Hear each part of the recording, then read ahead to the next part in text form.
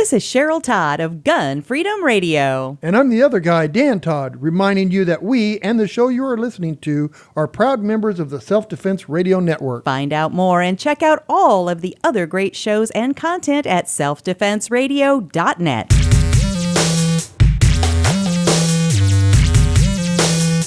Welcome to Unload and Show Clear, the podcast about all things IDPA.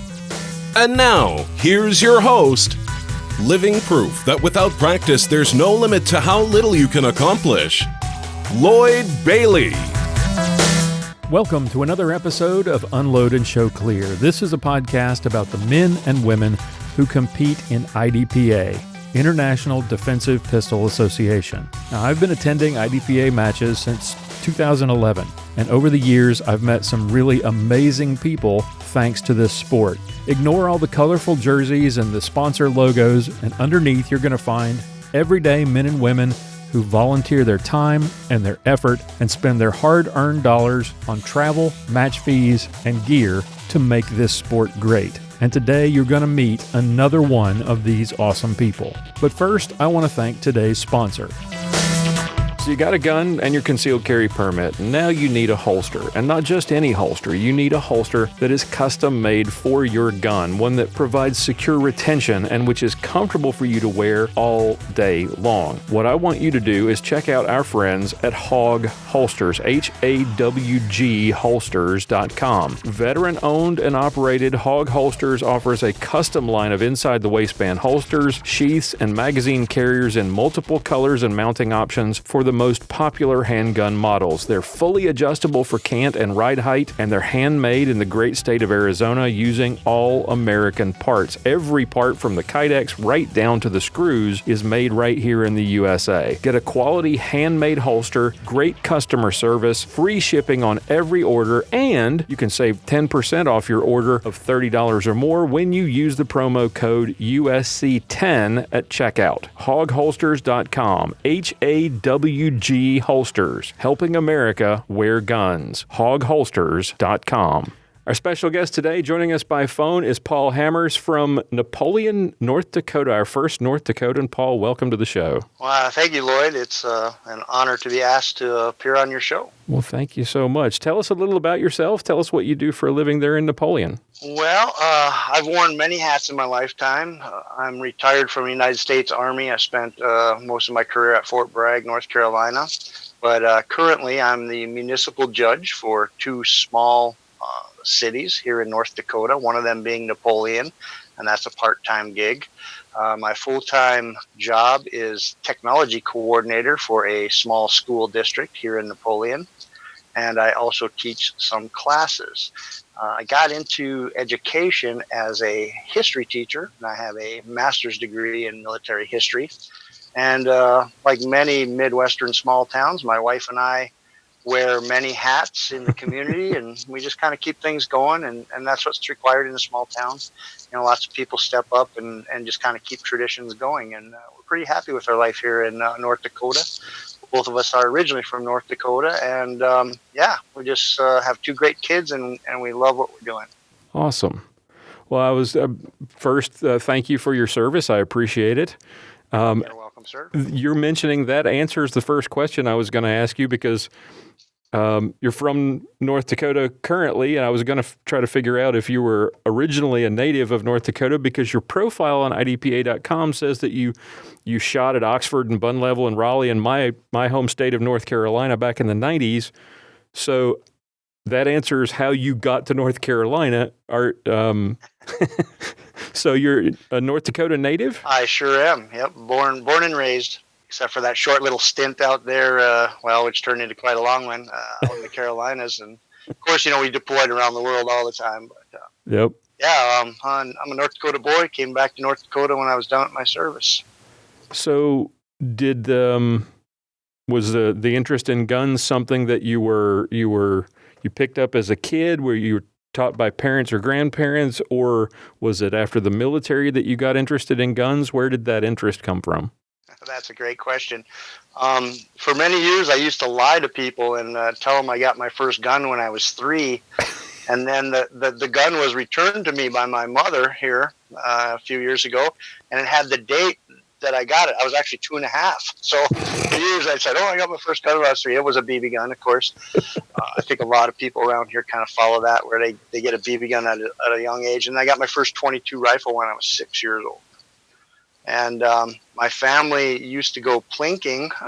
Once every couple of weeks, we'd go out to the local dump ground and shoot around and do some plinking. But firearms were always a part of my family and always a part of my my grandparents' family. And when I would stay with my grandfather on the farm, the rule was that you carried your rifle in your tractor, your pickup, or in your hand. And I had an allocation of a box of shells a week when I was staying with them. And it was a big deal to know how to use a tool like that when you spend a lot of time out in the country. Mm-hmm. And, you're pretty isolated. In North Dakota, if you're out on the farm, you're pretty isolated. So, it was always a part of growing up. It was kind of a rite of passage for even the girls in our family to be proficient with at least a .22 or a shotgun. I suspect I know the answer to this. Was the introduction to competitive shooting in North Carolina while you were stationed at Bragg? Yes, it actually was. That was the introduction there. Aside from the occasional Boy Scouts competition, like at Boy Scout summer camps and the occasional Thanksgiving air rifle shoot down at the local department store or hardware store here in North Dakota. Yeah. We won a couple turkeys here and there. You've got a 4-digit member ID. You've been involved with IDPA since December of 1999. What was the introduction to IDPA? How were you introduced to that? That's a great question. Actually, I think I had a lower number than that at one time, but I let my membership lapse, and that's just the last time I renewed it. And so I think I actually did have a lower number at one time, but my introduction was based on me seeking something other than punching paper. Mm-hmm. So while I was a soldier at Fort Bragg, I would go and shoot at a place called McKellar's Lodge, which was a place where soldiers could take their privately owned weapons and recreationally shoot. But I always felt like firearms were for more than that. In fact, before I joined the military, I had a concealed weapons permit at the earliest possible time that I could get one because my life had been threatened back in 1988. Oh, wow. And so, carrying a handgun was something that I had already been doing before I joined the military. And so I kind of already had this sense that a handgun was for something more than just punching holes in paper and plinking. And ironically, my father never believed in handguns, even though he was a chief of police in a small town on occasion when they didn't have a cop. And he was also a reserve deputy for a rather wild county up in the northern part of the state. And so he didn't believe in handguns, except for official uses. And it was very difficult for me to learn how to shoot a handgun because he didn't support me on that. I had to turn 21 and get my own. But yeah, so I sought out something more than paper punching, for recreational shooting when I was a soldier at Fort Bragg. And IDPA seemed to be something that was more defensive oriented, and it was just coming online back in 96 and 97. And it came to our area. And I, decided to go down and shoot a classifier at a local indoor range and pawn shop there in Fayetteville, North Carolina, right outside Fort Bragg. And from then, I just kind of migrated over to a range that was owned by a gentleman that everybody called Peterson. He passed away now, but he had a range called Range 1. He was retired Green Beret. He did training out there, and he was hosting IDPA matches. And eventually, I started working for him as an instructor and as a range officer. And from there, I got introduced to Frank Glover out at Oxford. Mm-hmm. And, I just kind of was in the early days of IDPA. Everything was expanding. And there was a lot of innovative things that took place between Frank and Pete. And Pete was the guy, as far as I know, was the first to put hands and guns on IDPA targets in a match. if I'm not mistaken, to actually draw hands on the targets and draw guns on the targets. And he's kind of famous for this big blind stage where he wouldn't let anybody know what was back there. And he'd say, you run in there and you solve the problem. And that's how he would determine how you would solve the problem, was by drawing hands and guns on these things, because we had a little shoot house there at range 1. And then there was a crew of us, there's about maybe 10 of us, would kind of shoot all those matches there. And Frank would ask me to be a range officer when I'd go shoot up there in Oxford. And there was a crew of us that would come from Pete's range to Frank's range, and we were regulars at both ranges at shooting the matches.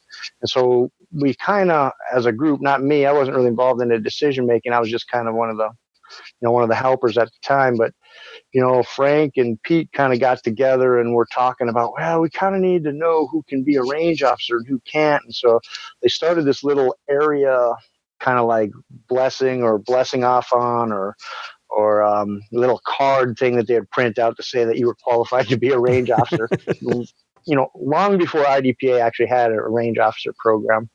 And as you can imagine, back in the early days, the rules were, well, there weren't many rules. And it was just a good, interesting match, because, we'd go shoot with Frank, and he was very high on the entertainment and the prop end of it. And it was a great match all the time, Right. And of course, Pete was more on the discriminatory shooting, coming from a guy who was a CQB and tactics instructor. Before he retired, he was, about all the kind of, discriminatory shooting. You got to know what you're shooting at, and don't shoot the no shoots and all that. So It was a really good blend between the two of them, trying to one up each other on kind of the scenarios and everything. And I mean, it was a great time to be an IDPA shooter. A great time to be an IDPA shooter. Talk about, that's funny you would mention that. You said there weren't all that many rules. That has changed so dramatically over the years. And you talked about how Pete was focused on the being cautious and careful about who and what you're shooting at, and that being a major focus back then. It seems like it's come full circle, even though we've got exponentially more rules, I think. But the sport has really come full circle, gone from run and gun to, where you could outrun your bad shooting, to again, a focus on that sort of discriminatory shooting. Yeah, I think, I've read somewhere, I don't know how true this is, but I read that the original Vickers count was actually a 1 second penalty. Referencing for, your points down. It was a 1 second per point down, but it wasn't adopted that way originally in IDPA.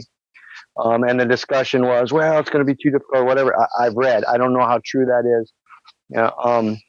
But I welcome the idea of the 1 second penalty per point down. But here where we shoot, we have a pretty big USPSA following, where I host most of my matches. And we have a lot of good shooters that'll come over and shoot with us, especially on Black Friday. And we see that they don't always finish at the top, but they will shoot a lot quicker than the field. I mean, if you look at their raw times, they are creaming the field. But their points down are crazy, And so I think it's a great equalizer there.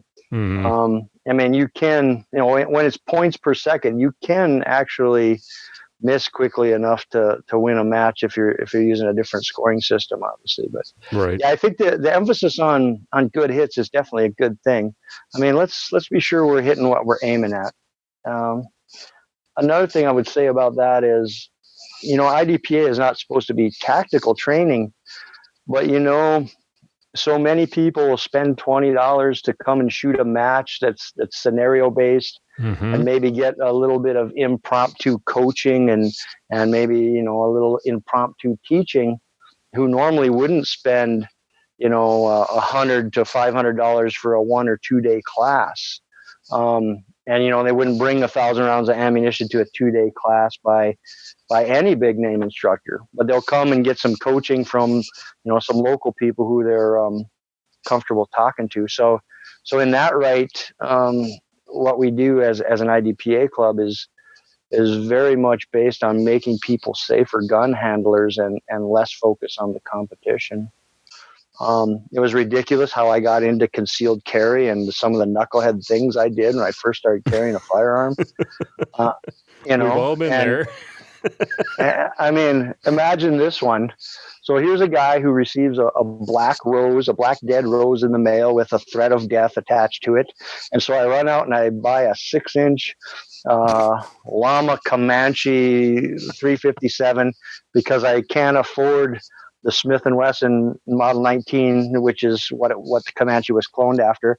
And I strap it onto a giant Uncle Mike's vertical shoulder holster and stuff it under my 1980s sweatsuit. And as I go out and I run my 5 miles every day, I got this big old 6-inch revolver flopping around under my armpit, I mean, imagine that as some knucklehead who just says, well, I got my permit and I need to be protected. So that was my journey into concealed carry, and that's nuts, right? That's nuts. So I just feel I have to share the things I've learned along the way, because obviously I've gotten a lot better since then, and a lot more responsible for sure. So you talked about how your dad was not crazy about handguns, and you had to wait till you were 21 to actually go out and get one for yourself. What did you choose? Yeah, my father was totally opposed to handguns. I was growing up, and many a time I begged him to get a small 22 and teach me how. He wouldn't. So I would go get this Llama Comanche of 357, and I was frustrated trying to learn how to shoot it. And one day I came home and I said to him, I know you know how to shoot this thing. Come on now. And he gave me the best advice I've ever gotten. He said, just let your sights dance and concentrate on a smooth trigger squeeze. He said, and all your problems will be cured. You already know how to shoot a rifle. You shoot a rifle very good. Now, don't worry about holding the firearm or the handgun so steady. He said that everybody ruins themselves trying to hold the handgun too steady. Mm-hmm. As long as it's lined up on the target, just concentrate on a good trigger squeeze and you'll improve instantly. And he said, that's my only advice I'm going to give you. He said, next time you go out, you try that, and I guarantee you'll shoot, 100% better. Sure enough, it was like the magic words from on high, and my father was very adamant about, handguns are only for official use. But firearms were a big part of our family, and it was one of those kind of oxymoron things that I never understood, but now I do understand it. Obviously, as I got older, I understand it.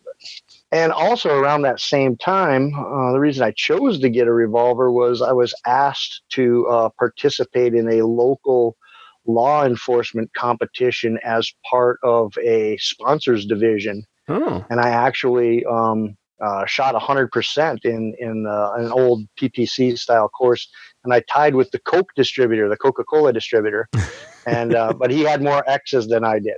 So so he got the first place trophy, and there was a quasi combat match put on by the local county sheriff out there, and I shot a revolver in that. I borrowed a deputy's revolver, and so that's kind of why I went the route of a revolver then when I ended up getting my concealed carry permit. Is that what you started competing with in IDPA?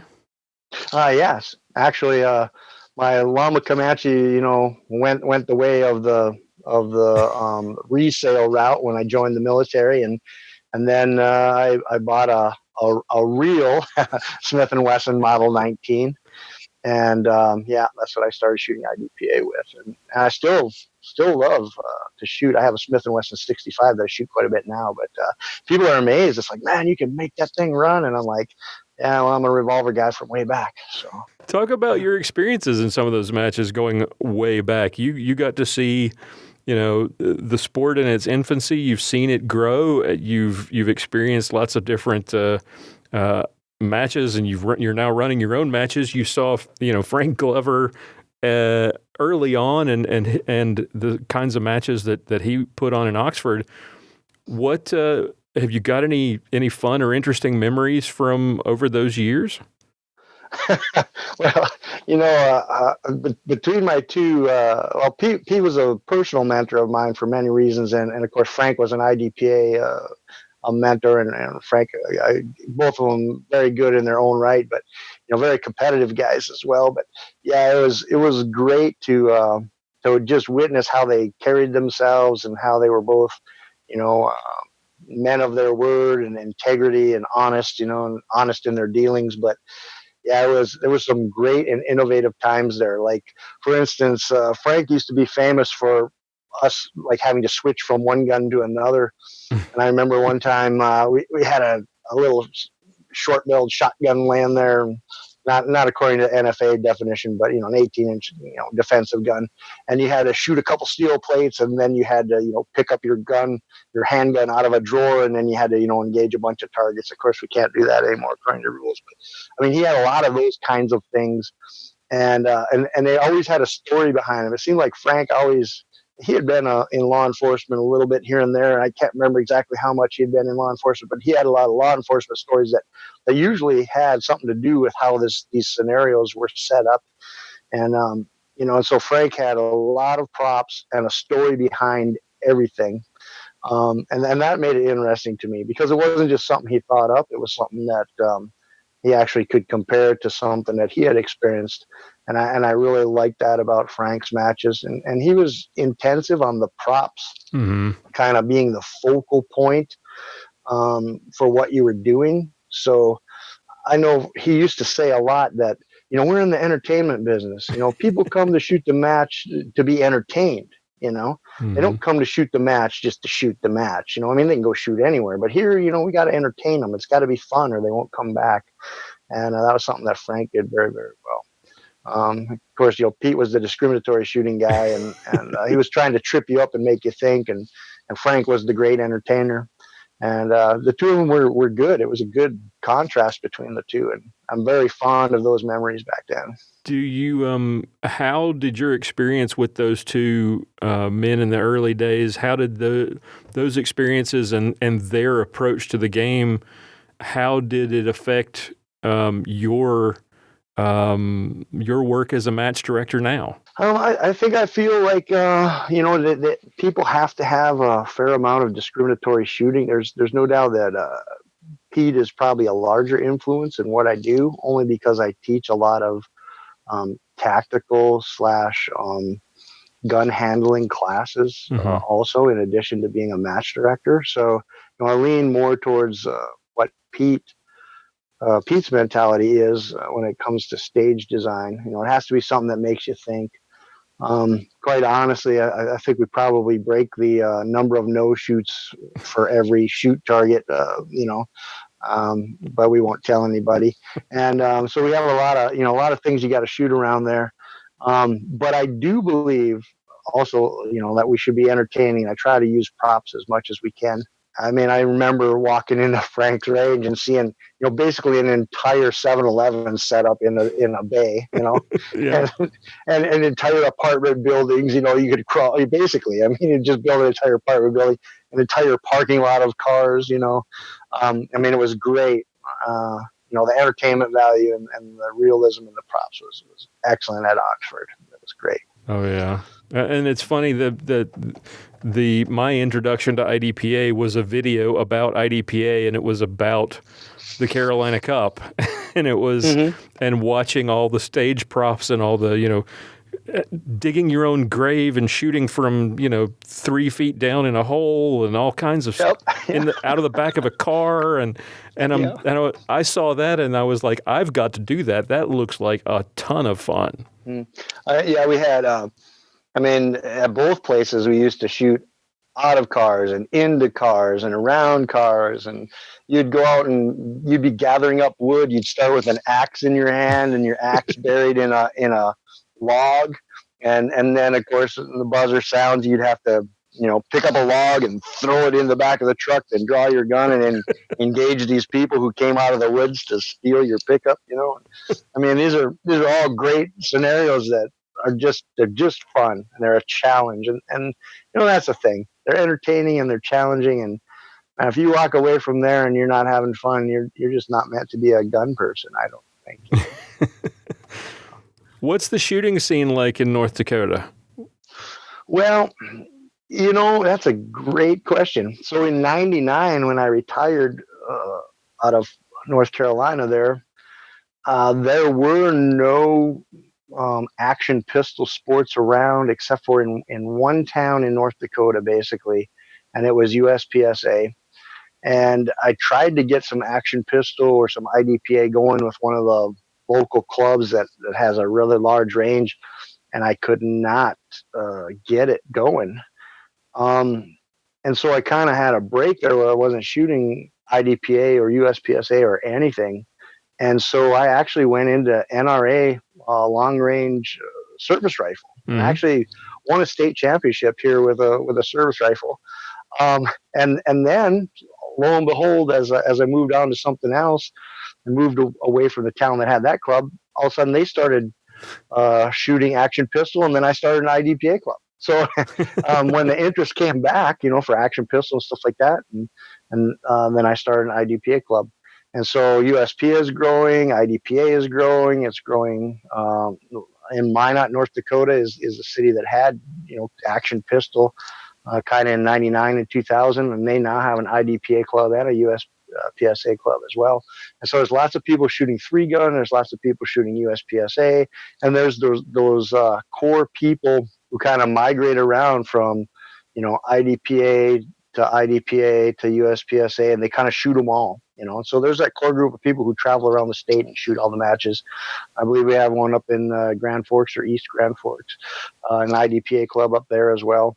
And they just migrate around and they shoot. And then just south of us here, a couple 100 miles in South Dakota, there's an IDPA club that does quite a good job as well. Over the years, if you could think of one or two either matches or stages that you were involved in, a sanctioned match or even a local match, just something that you've seen that was really that stands out in your mind as really either bizarre or fun or crazy or like some of the things that Frank used to do that you just can't do anymore because the rules have changed. Have you got anything like that you could share with us? I've always loved the idea of starting off with a different gun and fighting your way to a handgun. I've always loved that idea. And I really lament the fact that you can't hand somebody a bolt action rifle or a shotgun and say, hey, this is what you got. Start the stage with this. And then, transition to your handgun. Probably one of the things that sticks out in my mind is one of the biggest changes. And blind stages. Blind stages. So, Frank was big for this, start off with a different gun. And that was really cool. And those always stick in my mind. But Pete was really big on these blind stages because he had like a shoot house that had several rooms in it. He could block that off. And he would go in there and he would make the stage himself. And he would say, solve the problem. So when you got in there, you didn't know what to do except by analyzing what the targets were. Of course, now blind stages are not allowed in the rules anymore. Right. And but that was something I always enjoyed. It was like, hey, go in there and solve the problem. Right. And so yeah, those two things really influenced me a lot. And occasionally we'll have a side stage when we're done, and we'll do a blind stage or something like that just for fun. And then as far as the sport goes, I can almost tell you. And maybe this is because I didn't really have the opportunity to shoot a lot of IDPA from about June of '99 until we started our own club here back in about what would have been 2009, maybe 2010. We started this club that I'm the match director for right now. The Carolina Cup, which actually wasn't called the Carolina Cup yet, in would have been June of 1999. Was when we had a lot of professional shooters all of a sudden show up, and Ken Hackathorn came over and stuff like that. It was the first time that I ever remember like any of the North Carolina or Eastern Regionals or the Virginia State Championship or any of those that I ever remember anybody wearing jerseys. And we had a whole crew of people coming in with their jerseys. I think that would probably be a time where the sport kind of changed. Right there. It would be a turning point in the sport right there. Right. Where a lot of professional shooters showing up instead of your grassroots shooters. So it went from a local sport to national sport and then an international sport. Over those years, what do you think has been the best or the biggest change in the game in terms of the rules and the way it's gone from the way it was designed originally to the way it's played now? What do you think is the biggest thing that's changed rules-wise? I think that it's been more towards leveling those interested in the competitive aspect of the sport, which, the fact that it's a sport does make it competitive, but I think it's definitely designed to keep the competition more, what's the word we say, in parity. There we go. Mm-hmm. More in parity. So there used to be such a wide range of skills of a master shooter, and there used to be a wide range of skills of an expert shooter, whereas now I think it's more narrowly focused because of the different divisions, and I think that's good.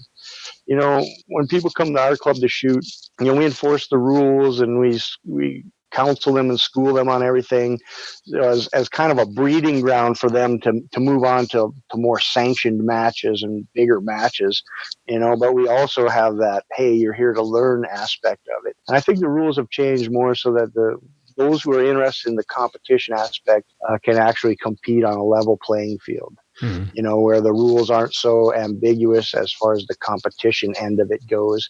I think a lot of moves towards now actually allowing cover markers to be put down on the floor. It's not so subjective anymore, whether you're getting cover penalty because there's a line on the floor. Right. I know why we didn't do it back in the day, obviously, because there'll be no such thing in a gunfight, and we're a tactically oriented sport. I get that. But then again, back in the day, I never saw a lot of cover penalties called.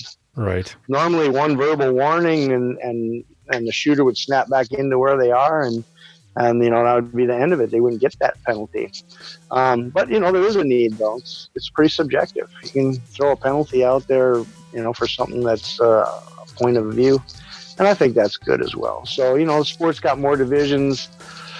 That have more rules to them, but then that also means that the competition has better parity within each division. So I think it's positive for the competition aspect of it.